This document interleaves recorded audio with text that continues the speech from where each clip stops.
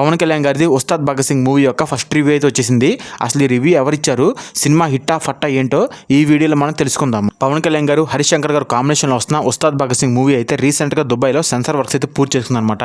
ఈ సందర్భంగా Dubai censor మెంబర్స్లో ఒక ఆయన ఉస్తాద్ భగత్ సింగ్ మూవీ యొక్క రివ్యూ అయితే ఇచ్చాడనమాట. ఆయన పేరు వచ్చేపాటికి ఉమేర్ సింధు అనమాట.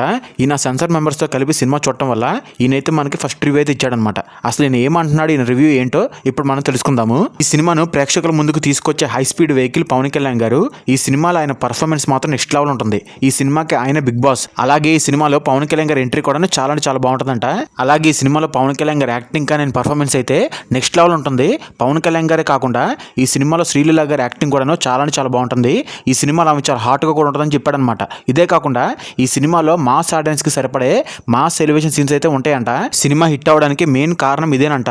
ఇదే కాకుండా ఈ సినిమా యొక్క హిట్ ఫార్ములా చెప్పాలంటే పవన్ కళ్యాణ్ గారు ఎంటర్టైన్మెంట్, ఈ రెండింటి మీదే ఈ సినిమా మొత్తం లాక్కెళ్ళిద్దంట. ఒక్క మాటలు చెప్పాలంటే ఈ సినిమా షూర్ షాట్గా బ్లాక్ బస్టర్ హిట్ అయిద్దంట. మరి చూద్దాం, ఉగాది పండగ అయితే వస్తుంది.